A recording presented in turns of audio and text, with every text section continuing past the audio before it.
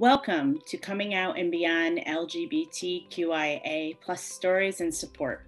My name is Anne-Marie Zanzel and I came out later in life. I am a lesbian, ordained minister, a mom, a partner to a wonderful woman, and I coach people through the coming out process later in life.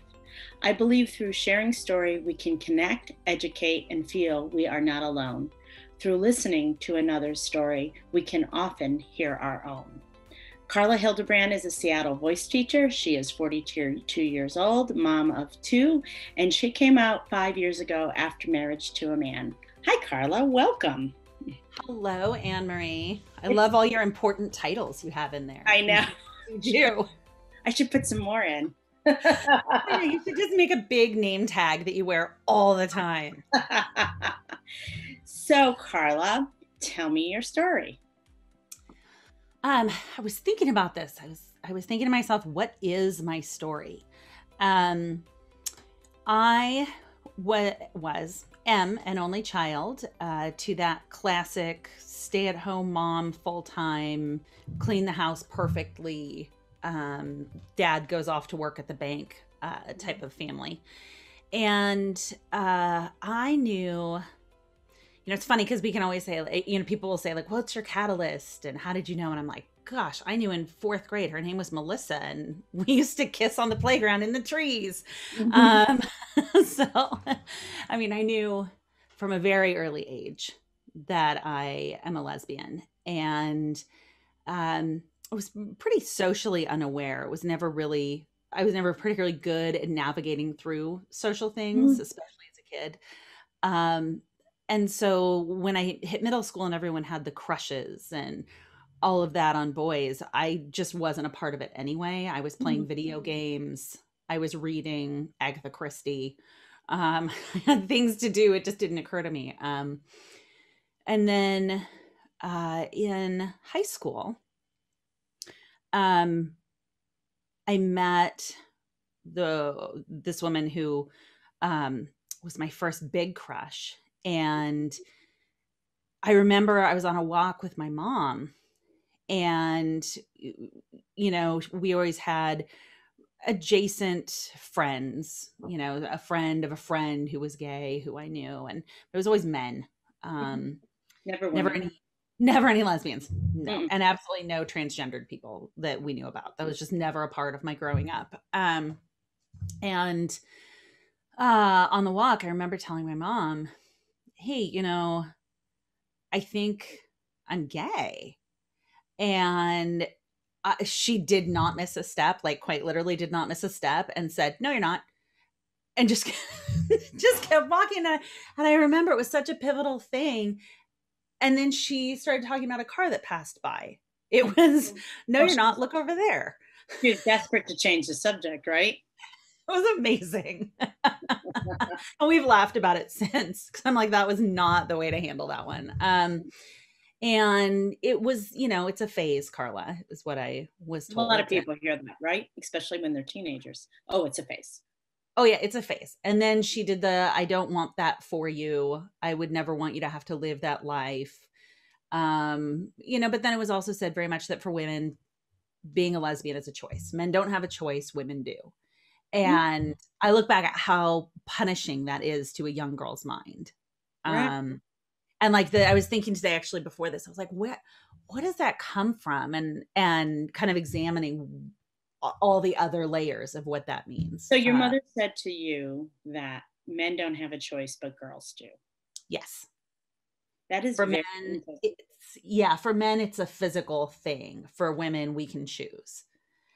Wow. Maybe your mother chose somewhere along the line.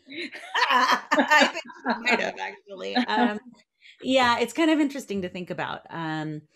But anyway, so I dated girls in high school. My one big love affair with a man. His name is Nathan, and he's now one of the biggest drag queens and AIDS advocates in Portland. So clearly that worked out well for the two of us. Yeah. Well, no, but it makes a lot of sense because you saw your people in him, right? Totally. Yeah. And we were just best friends. We listened to jazz together. We went to classical concerts. We saw Angels in America together. That's what we did. But it's so funny because I'm like, Yeah, that should have told me something. That and the pleated pants to school every day probably Yeah. should have clued me in. And the crush on the girl. Yeah, And the relationship with the high school when you were in high school with the girl, that that should too. but I know your story, and you then went to college, and unlike some girls who are lugs, lesbian until graduation, what happened to you at college? So and again, I look back and this is kind of hilarious. I wanted a school where I could live in the dorms and not have, and have single gendered dorms. I did Mhm. not want to have men around me. Like it was not something that I wanted. That's that's another clue. Hmm, Hmm. there are a lot of clues. um, That's hysterical. That literally is hysterical, Carla. oh yeah. And so I ended up at a conservative Christian university, Seattle Pacific, which is part of the Christian College Consortium, as is Very Biola and as evangelical. Yeah, a very evangelical, right? very evangelical. Yeah. I went there in 1996 was my Can I ask freshman year. you a question? Were you religious beforehand? Had you ever? No, that's amazing. So you sort of just fell into this place. A college counselor said, "Hey, they have a good music program and you want to live in a female only dorm. Here you go." And they told me it was religious affiliated, similar to other Mhm. schools. And I thought, well, I can handle religious affiliated. Um, and again, I'm not terribly great at picking up Mhm. clues socially. So even at the visit days, I didn't really get it. Mhm. But And I think that's really normal for somebody who hasn't been exposed to it at all. You just don't know what you're seeing when you went. Somebody who's been in evangelical circles or Christian circles might pick up on things, but if you've never seen this before, of course you're not going to pick up any clues.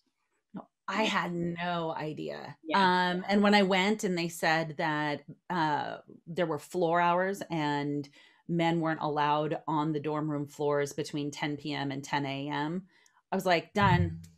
That's all I need in my life. And it was quite a shock though, because when I showed up and I was told that, as of I think it was 1992, so 4 years before I had started, it was just in 1992 that women were allowed to wear pants. Yeah. It was amazing. 10 years prior to my being there, you couldn't wear makeup Hmm. or nail polish. So when I went, it was considered to be a little bit liberal leaning at that point within the consortium, because we could be out together. There's some of the schools you can't even walk on the same sidewalks together, male and female, which apparently I would have been fine with, but the rest of it, not so much. And it was weird because I never had encountered someone who was religiously homophobic until I got to college. Hmm. And even though my mom had told me it was a phase, I still was pretty openly out as bisexual in Hmm. high school. And then when I got to college, all of a sudden, the first week I was there, I remember there was a gay man, Jake, who was immediately my best friend, and he was very effeminate. And he had people coming up and asking if they could lay hands on him and pray for him. Oh my And God. it was awful. And so I just stopped. I just went in the closet like that. And it was the first time I really intentionally closeted myself. Um, and then when I was there, I promise I won't be this detailed about every year of my life, but it's kind of interesting. But after about a year there, I met a woman who was trying to identify, trying to figure out her sexual Right. orientation. Hmm. And she was very masculine of center. Hmm. Um, and we had a tumultuous relationship for a couple months, and then um she was the head of our music ministry on campus, and I hadn't heard from her in a day or two, which was weird. And I got a call. Well, I went to the bathroom and I came back, and there was a message light on her phone and it was blinking out of control, and my phone was ringing and ringing. And I answered the phone, and it was a friend of mine, and she said, "Did you hear what?" I won't say You this woman's did. name. Did you hear what happened? And I'll call this woman Sarah so I can give her a name. It's not her real name. Sarah, during the all campus worship night, stopped the entire thing and said that she had impure thoughts and actions regarding another woman, and could someone please pray for her, and could everyone stop and pray for her and lay hands on her. Wow. And it devastated me because I Oh, loved Sarah so much. I just thought she was amazing, and I never heard from her again. wow. And I tried to Did connect she with her on leave the Facebook. school? Did she leave the No, school? Mm-mm. no, she wouldn't speak to me. Mm-mm. And I tried to reconnect with her via Facebook, and she refused my friendship requests Mhm. years later, you know. She's still closeted. She is now a conservative Republican state representative Oh my. in the Northwest, still single, never married. Hmm. And she has pictures of herself with all kinds of conservative lobbyists and conservative politicians. And she runs on a very conservative platform. Hmm. Um, and it's really sad. It's It, she makes the entire situation, and I went right from her to dating the man who I ended up marrying. well, so that Um, like when you say that out loud, doesn't it make a lot of sense because you got so yeah, shamed?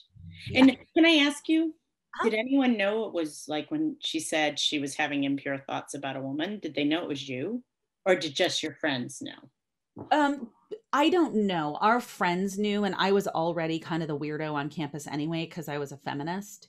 Hmm. And I have a big mouth. Yeah, they needed you there, honey. So every year in the summer, in the spring, there would be some inevitable article in the paper about how women needed to not wear spaghetti straps because we needed to help our brothers not stumble in their walk with God. And I wrote an op-ed that just said maybe they shouldn't be looking at my boobs and they should watch where they're walking. But Joke. also too, I mean, so let's just, strip that away. It's the woman's fault, it's the Oh, guy. yeah, Yeah, it's all her fault. It's all the women's fault because they can't. Yeah. So, oh, absolutely. But I was that girl. like, like when you graduated and you got married young, did you like, what do you think about that now? I mean, like, that's like, for somebody who didn't come from that background, that was like just so, so people who aren't churched, there's like the progressive Christians, and then there's the middle of the road Christians, and then there's these Christians, and you were with the very conservative Yeah, Christians. Like it you didn't was. even start in the middle of the road once. You started Mm-mm. in the very. Did anything like? Did you? I mean, during that whole time when you were in college, did you ever say, "I should not be here"? Because clearly you did not fit in there. I've known you now for about 8 months, and like the thought of you going to a college like that, I'm like, I go, Carla, are you kidding me? You know, I was lucky because I think everywhere you can find your people. Hmm.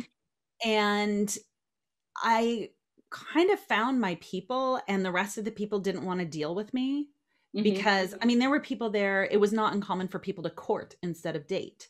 Hmm. So it was that extreme where people weren't, and I don't know if everyone knows what courting is exactly because I didn't, but the idea of never having an unchaperoned date until you're married. Right. And There were yeah, people who and did that. well, and also too, I have friends that went to very younger friends because I wasn't involved with this when I was at your age, but we know when in college. But like I had younger friends that went to like Union Baptist College over, I think it's in Minnesota somewhere, and like everybody got married at like 19 because everybody wanted to have sex, and then they all were divorced by senior year. you know a lot of them were, or at least wherever that, I can't remember where it was, but all his friends, my friend, all his friends got married while they were like sophomores, juniors in college, and they were all divorced by senior, or right after they, yeah. See, we all waited and you got your MRS degree. Yes. And so you hit senior year and then you got married right after, like that summer or fall. And that's what I did. Like it's just you got married as soon as you graduated, and you married the guy you were dating your junior year. Yeah. Like it was just kind of That's, prescriptive. and the MRS degree, what is that, Carla? In case Oh, I know what it is, but what is it? it's the one where you get married, your Mrs. degree. Your Mrs. degree. Yeah. Which is so ironic because you don't think that still exists today, but oh yeah, it It does. does. Yeah. So anyway, then I ended up married, and I remember we left the church and I had a panic attack, my first panic attack, as we were in the car on the way from the church. And I knew everything I had done was wrong and that I needed out, but I didn't know. I figured at that point it was too late. Mm-hmm. So I cried for probably 8 weeks. Mm-hmm.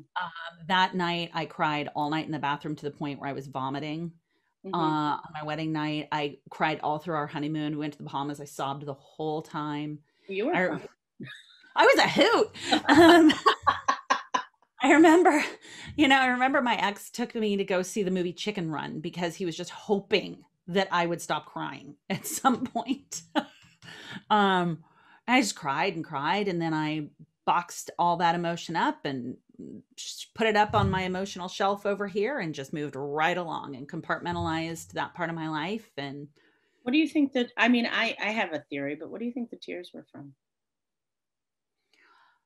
because I have so many things. I mean, the big one was that I knew I had made such a mistake, Mm-hmm. and I felt so trapped. And it was like when that car door slammed and we left the church, Mm-hmm. it was like my world just collapsed, and it was like my prison door just slammed shut. Mm-hmm. And I just sobbed. Mm-hmm. I've never cried that hard in my life, or that kind of crying. Mm-hmm. Um, and for that, I do feel really bad for my ex, because that's not how he envisioned his his Anyway, wedding night. hopefully the next one will be better.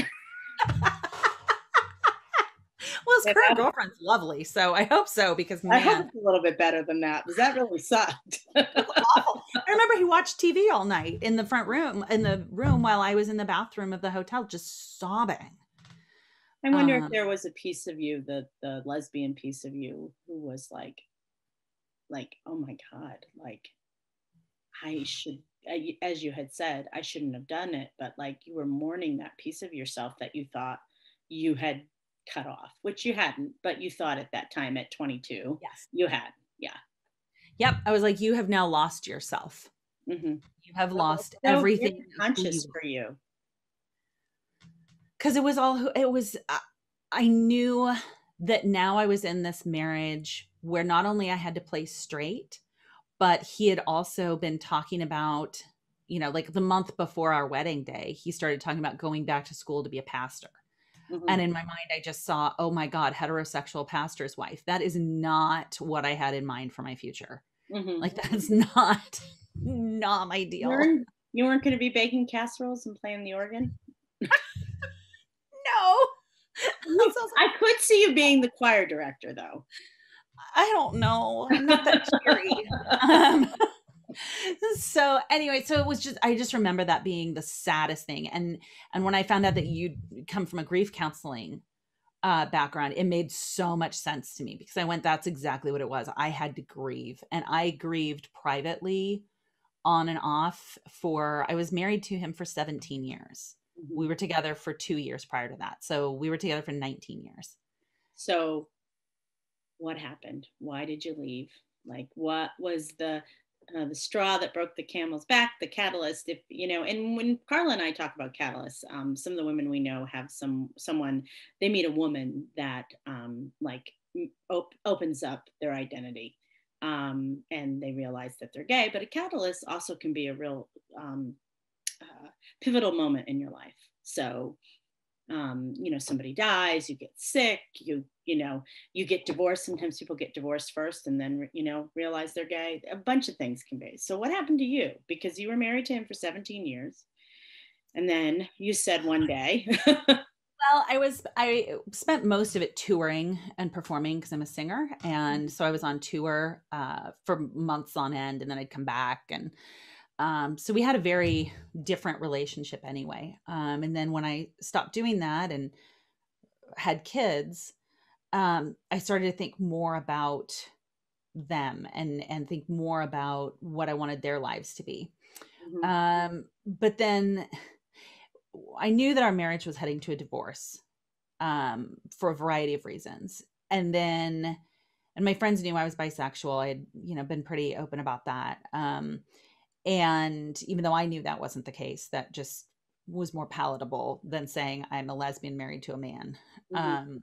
And I went to go see a play, because we used to go to Broadway 2, 3 times a year, my friend and we'd just see everything that was open. Mhm. And we saw the show Falsettos, and one of the main characters in it is uh, is a gay man, and he's married to a woman. Mhm. And there's a scene where he talks about how he's just, and he's just a mean, nasty person. Mhm. And there's a line in there where someone says it's, he wasn't himself. He couldn't be himself. And he was Mhm. living this lie, and it made him this mean, nasty person. Mhm. And I remember I cried so hard, not as hard as my wedding night, but damn close, in the theater.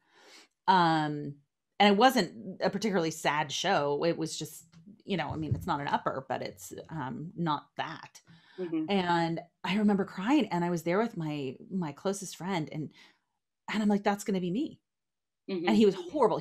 This character's mean to his son, horribly mean to his son, and cold and awful. And I thought, that's going to be me.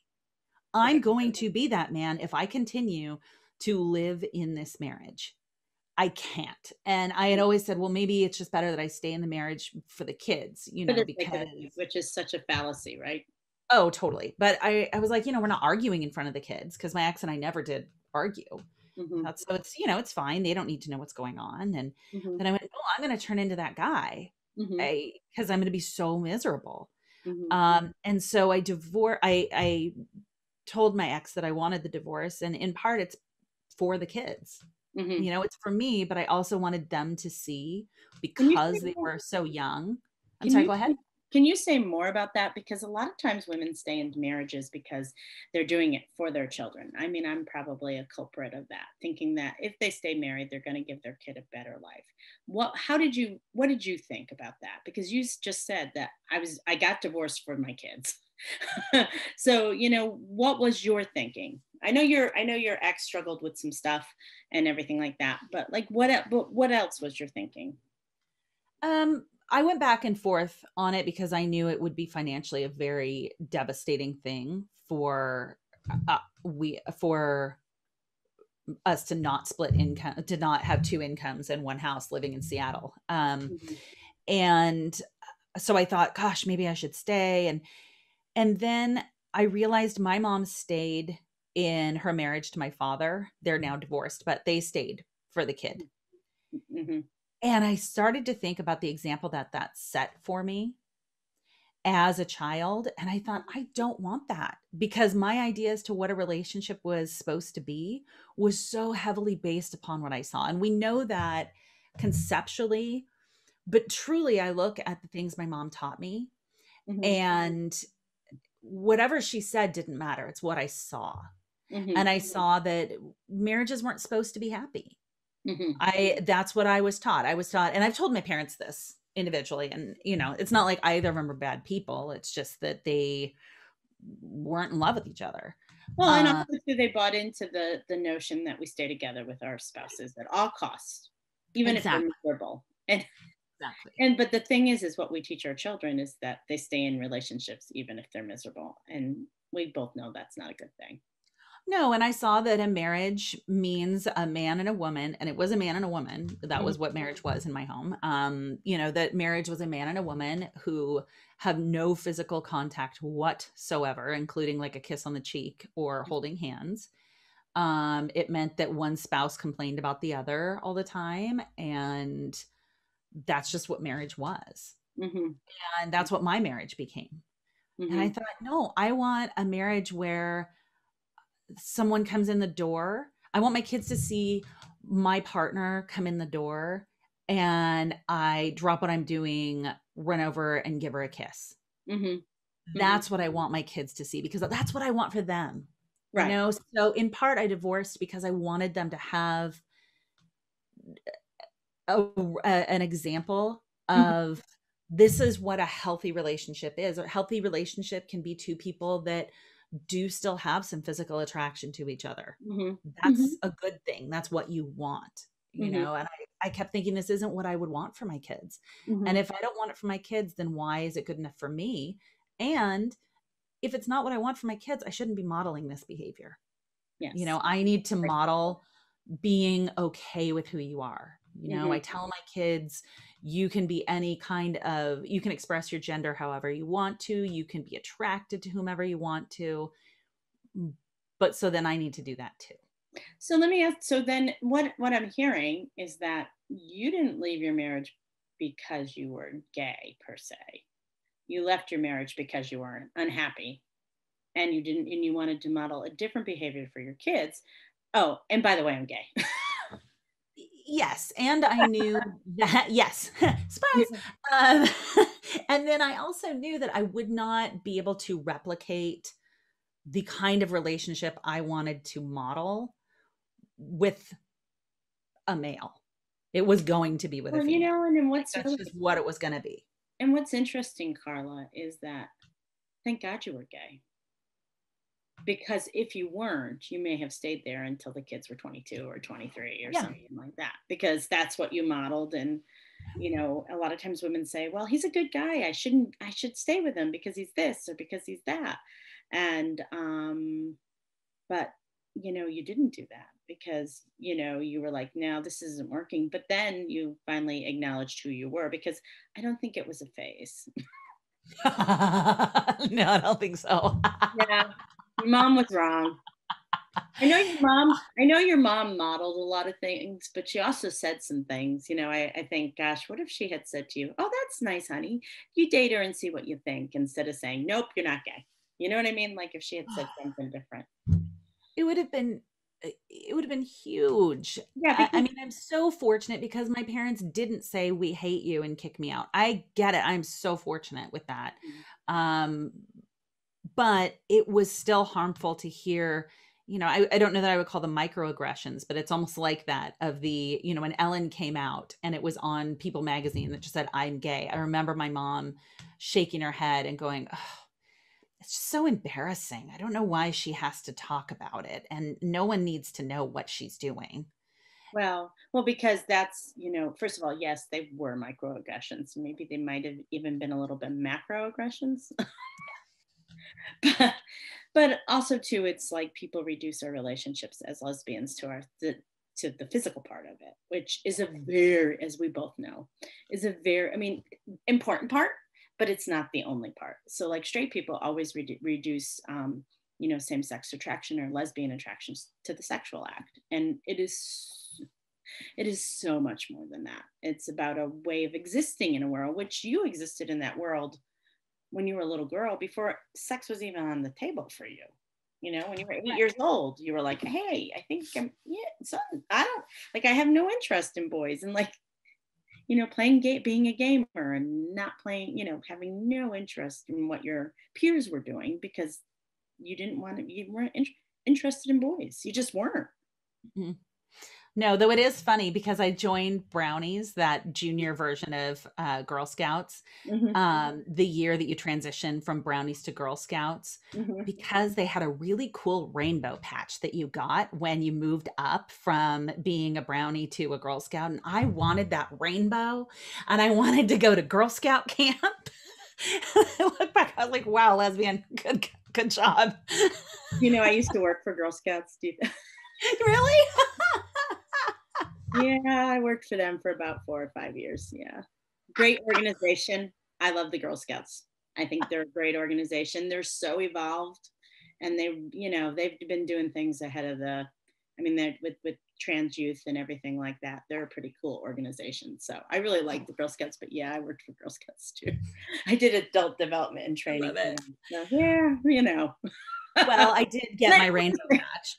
You did Was the rainbow a big thing? Yeah, I guess when you were growing up, the rainbow had already made prominence, but not really because it was like No. 87. So it's interesting how you were so because I think the rainbow flag came about like in 80s, maybe a little earlier than that. I don't know. But it's so funny that you were drawn to it so much, right? I do. It's just, it makes me laugh. I'm like, well, that should have told people things. Well, it's so funny. I was listening to you talk about crying at that Broadway show you saw. And today we were driving home and Mary Lambert's song, She Keeps Me Warm, which they sampled at the end of the Macklemore song that he did about same love, I think it was.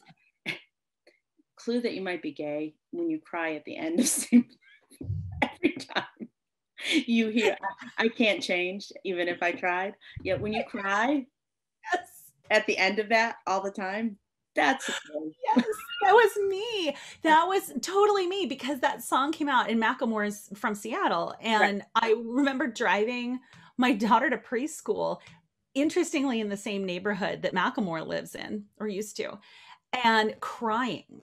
when that song came on Yeah. because I was thinking, I mean, it was all about, I was thinking And about it the was fact that I was church stuff lesbian. and yeah, it was all church stuff and all Oh, that stuff. Yeah. and I just remember crying, listening to it, transporting my child to and from preschool and being like, God, what has my life become? So you got divorced. Got divorced. How is it now? I mean, I know you've dated a little bit here and there and stuff like that. You've had a significant relationship. How is all that stuff? Like, I really, when we talk in our community, we talk people about being in the beginning and then the messy middle and then being on the other side. And I really do consider you on the other side, Carla. So, like, you're very comfortable with your sexuality and who you are as a person and everything. You're super comfortable with that. So, like, what's different now for you? Um, I'm so fortunate that I live in a liberal major city. Mm-hmm. Um, but it's not, I mean, obviously not everyone here is, liberal and open and affirming and everything, but I'm very fortunate for that. Um, so for me, so much of it has been just positive. Mm-hmm. I can go out and I used to say to my friends, because I have two close friends in particular who have been with me forever Mm-hmm. through all of this. And I said, I just feel like I can breathe now. I feel like such a huge weight has been taken off of my shoulders. And I feel, you say this, Anne Marie, you've said before about feeling seen. Mm-hmm. People would talk before about the queer community and about queer rights. And when I was married to my ex, I felt I didn't have a right to say anything. Mm-hmm. Mm-hmm. Not just because I wasn't out, but because in my mind, I wasn't a strong enough person to be a part of my community. Therefore, I didn't have the right. Mm-hmm. And so I would never speak up. Mm-hmm. I was always I always donated to, the HRC and things like that, but I didn't feel I could be vocal because I didn't have that right. I had lost the right by being in a straight relationship. That was kind of the head game I played with myself. Mm-hmm. But by leaving, I feel like I can say whatever I want to. Mm-hmm. Um, and I feel seen and I feel like I can breathe and I Mm-hmm. feel like I don't have to. I didn't realize how much I was constantly living under this idea of how can I pass? How can I pass as straight? Okay, make sure you don't wear a watch that's too big, like too big of a face on it, because someone might think that you're a lesbian. And I remember my mom saying that all the time. Don't wear your hair in a ponytail. You look like a lesbian. So now I can wear my hair in a ponytail. That's so, and it's so funny because it's like so ridiculous, isn't it? It's ridiculous. It's You know, ridiculous. it's funny because a lot of times people in the later in life community often are really good allies before they come out. And what I talk about a lot is internalized homophobia, which means, even though like gay people really hate that word a lot of times, but the thing is, it's really about like um, knowing you're gay or thinking you might be gay and being very uncomfortable with it and unable to like come out or be authentic. And so like I hear like the internalized. So I always say, like we don't care if anybody's gay. The only person that can't be gay is me, and Yeah. it's really, really true. And I hear that in your story a lot. that you had to really battle internalized homophobia. Like, it's so hard to be like trying to pass as a straight girl and then wanting to be seen by your people. Like, Oh, how exhausting is that? it was so exhausting. Mm, And I remember going to the neighborhood in Seattle is Capitol Hill. mhm, And I remember going up to Capitol Hill and just walking up and down Broadway, which is the main street. And mhm, I would just walk up and down, and I'd be by myself, and I wouldn't, sometimes I would go into stores or whatever, but I would just walk up and down. mhm, And sometimes I would go in the lesbian bar and the Wild Rose, and I would go just sit in the back with a beer by mhm, myself, mhm. and I would bring a book just so I could be around Your people. my people, Mhm. but then I still was very much making sure, don't sit, you have to cross your legs when you sit. You have to do this. People might think you're a lesbian. Don't take up too much space. Carla, And you it's were insane. you were in the lesbian bar. I know, right? Isn't that the weirdest thing? And I still was like, I would sit up very straight, and it's always very gentle gestures, and at a So, minimum your ankles were crossed. but like now, having been a girl, you know how that ridiculous that sounds, right? Oh, absolutely. I think it's like sad and hilarious at the same time. Mhm. But that's how scared I was that Was someone might that find out my secret. so your message was that from your mom or from the school or the college that you went to? I think it was my mom. My mom really wanted me to not be a lesbian. Yeah. I was a kid during the AIDS crisis, and she just kind of equated that as the entire queer community and it being dangerous to be LGBTQ. Like it was just And dangerous. You should. hence, though, lesbians were the safest people on the earth during the AIDS crisis, pretty much, Right. Pretty much. Yeah. Um, pretty much. They were. They really were because they were had like the least infection rate from HIV. Yeah. So, it was, yeah. Yeah. So your mom, it sounds like your mom had a lot of stereotypes and preconceived notions that really prevented you, and like how she, cross your legs, do this, do that. And it's like you receive those messages over and over and over again. Yes, And then absolutely. and then you end up in this homophobic college. Oh, yeah. And absolutely. And it's interesting because I try so hard to make sure I don't send those messages to my kids, because when I left, when my ex and I split, it was 5 years ago. My daughter was 4.5 and my son was 6. Hmm. 6. Yeah, he was 6. Um, and even then, they've always kind of been, they're just not the stereotype of the very masculine boy and the very feminine little girl. That's just not who they are. He wears nail polish, and he used to have hair longer than this for like years. Hmm. He only cut it maybe 8 months ago. Hmm. um I think if I chased her down the street with a dress, she would, punch me in the face. She just, But it's you just, would do that. I So would never do that. But it's just interesting because I would never do that to my children. And I try so hard to go, everybody has access to the makeup. We have a kids makeup box. It's mhm, very much not like, oh, this is my daughter's makeup. mhm. It's the children's makeup box. So let me ask you a quick question. So your kids were pretty little when you come out. Did you come out to them? And if you did, how did you do it? People are always very worried about coming out to their children. And I always say that if your kids are younger than 11, don't worry about it. It's just becomes super normal, super fast. Did you I have your kids very, I have very astute children. And we've actually talked, looking back recently, we've talked about, did I do it the right way? Like, what could I have done better with that? And I Mhm, thought it was very interesting because what I decided is I wanted to kind of break it to them, like we're divorcing, and let them deal with that. mhm. And then let them manage the fact that I was a lesbian. Um, and so what we did is, I moved out in May. And then that August, my ex had been pressuring me to come out to the kids, and he was going to tell them if I didn't, was what he Which told is me. very wrong. And I was like, you can't, like, that's not your story. It is You not don't the get to story. tell Yeah. that Yeah. That's not, part. yeah. No, it was really upsetting. And so I figured, all right, well, I have to do it. And I remember I sat the kids down. We were eating dinner. It was the three of us, and we're having grilled cheese and tomato soup. Because all of us wear bibs for that. Even me, I wear an enormous bib to make sure I don't spill on myself. And so I just said, hey, um, this friend of ours, he only dates boys. And, then there's this person we know that dates women. Um, and about gay and lesbian. They're like, yeah. And because they knew, I was always very open. And I said, well, if I date someone now that I'm not with your dad anymore, it's going to be a woman because I'm a lesbian. And they were like, okay.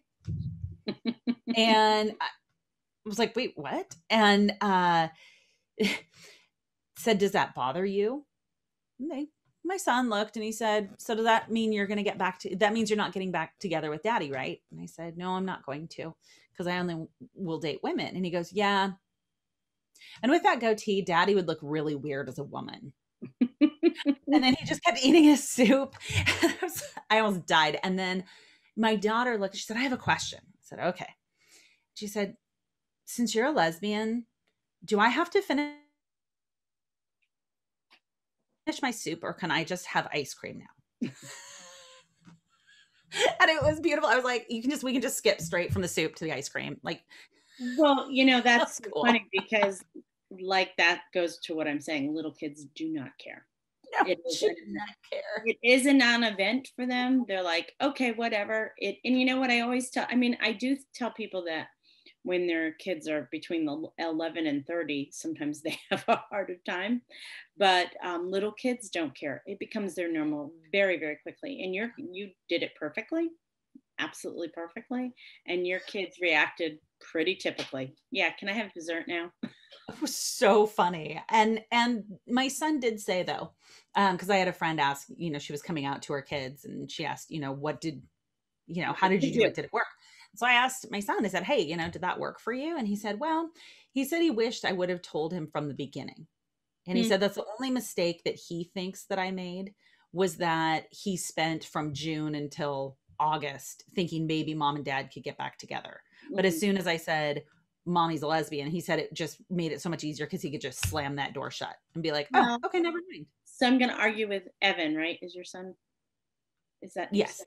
I'm going to argue with him and say that I think you made a really good choice separating it from your divorce, and because it had nothing to do with your divorce. Right. And so I think for your children and for your situation, I always think people should separate it for them to divorce and not tie it with their divorce. I did that and I think that was a big mistake.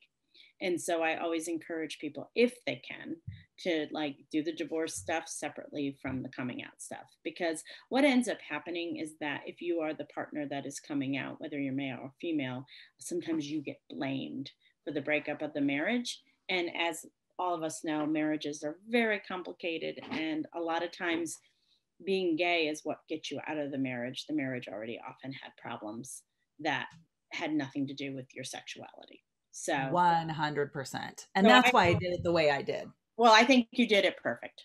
I think you absolutely did it perfect.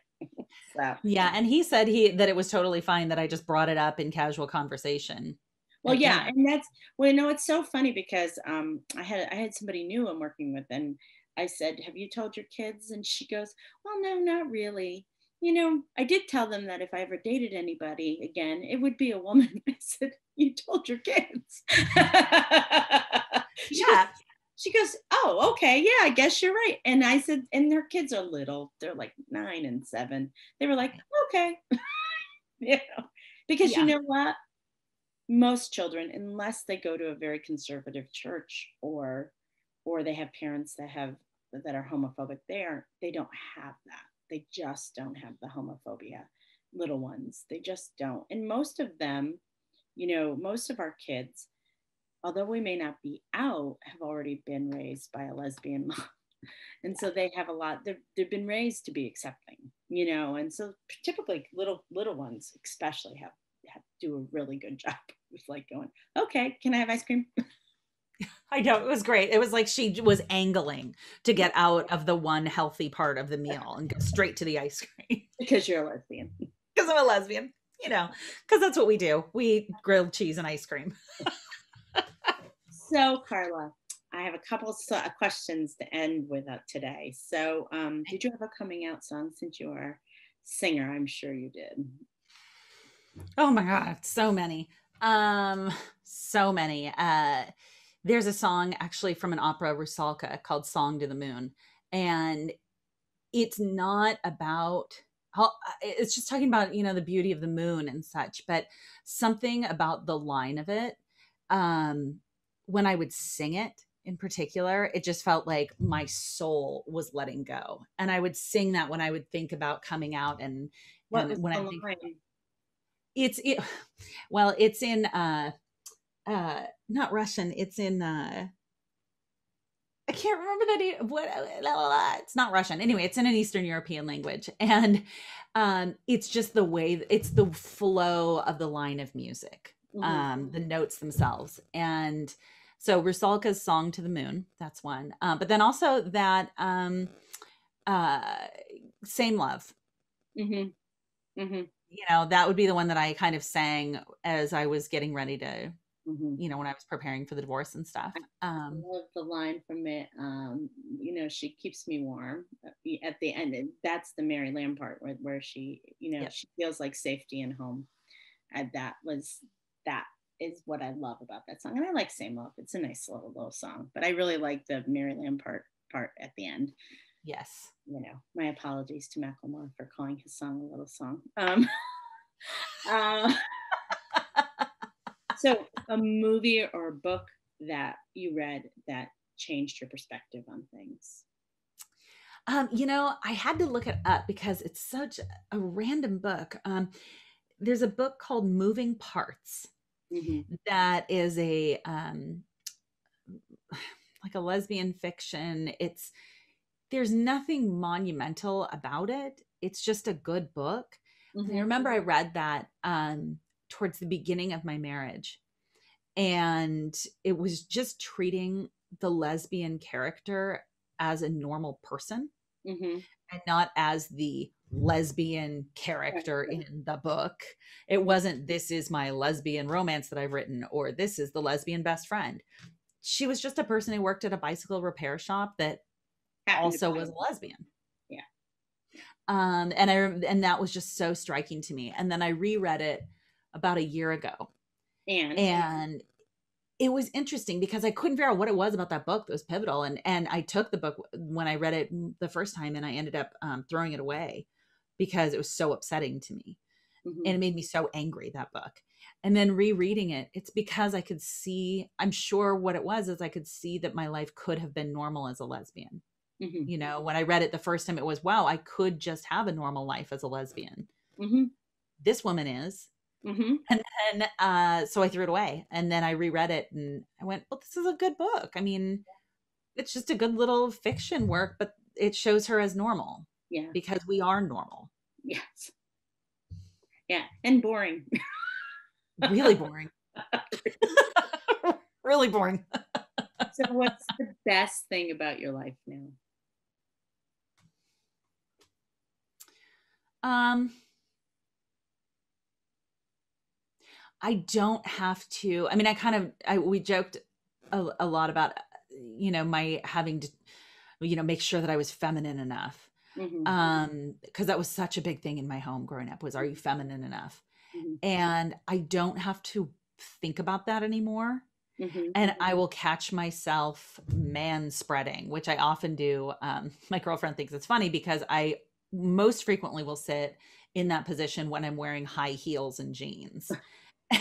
And she's like, who man spreads in high heels? That's the weirdest combination. I do. Me, but I almost always wear heels. So when else would I do it? But I don't have to worry. And I catch myself, and even now, I'm just sitting like a normal human being, and I'm not worried about, am I feminine enough? And it's so nice Well, to not have that weird headspace that I had been put into. well, and I think it's really interesting is that what I've heard from you is like you for the first half of your life, filled roles that you were assigned because you were like, I was like, I got to look straight. Do I look straight enough? Do I look straight enough? And now it's the reverse, but now you don't care. Like you do, like when you were younger, you were like, oh, I can't look like a lesbian. I can't look like a lesbian. Even when you were the single mommy going to a lesbian bar, you're like, which I think is hysterical. And you're saying, oh, thanks, mom. Thanks. Mom. What's funny is now I was just talking to a friend about this for a different reason. I would wear a lot of makeup for performing, but in my day-to-day life, I did not wear a lot of makeup. I didn't do much with my hair. And in part, I didn't want anyone to see me as sexy. I wore baggy sweatshirts and things like that. And then since coming out, I'm like, all right, well, it's going to take me at least an hour to get ready because I got to curl the hair. I got to put on all the paint. I got to give full face. Where's the shirt with the cleavage? I mean, it's like this constant, it's a completely different space, but it's fun. I'm not doing it to fulfill a role. I'm doing it because I feel like I can just be who I am and enjoy that. Whereas before I was trying to be someone. Which is a femme lesbian. Yeah. Guilty as charged. Who man says?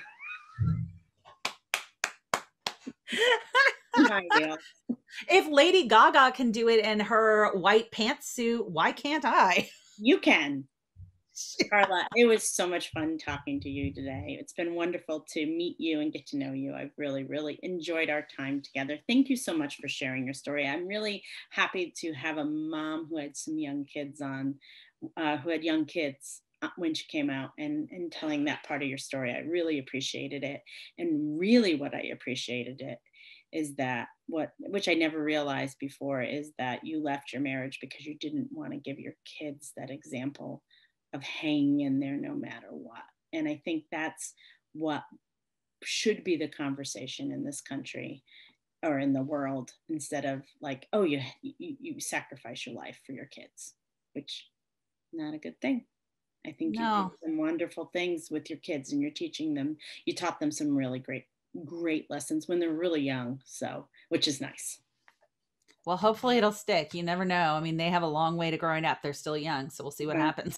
Well, but the thing is that you've given them that example, and then it's their life and, their therapy bills. And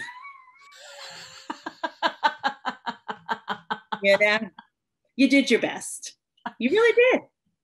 I try, and the kids say that they see. I would say that about anybody's children, just Carla's children, about therapy bills, because we all fuck up our kids at some level, don't we? I mean, that's the hilarious part is I didn't even bat an eye, because I'm like, well, yeah, that's true. They are going to. But I mean, it's nice because both of my kids now have said that they appreciate the divorce and that they can see dad is happy now and mom is happy now. And so for both of them, they would not lie to me. They are they're too little too. They're not, they're too little to have guile. You know what I mean? Yeah. And give them a couple years, then they'll have guile. But right now they're too little, right? But they both appreciate we didn't stay together. Yeah. Yeah. Because you're much happier without each other. I mean, you're still co-parents, but you're much happier without each other. Absolutely. Yeah. Well, thank you, Carla. It was wonderful spending New Year's Day with you. Woohoo! Happy 2021. Has to be better. All right. Bye.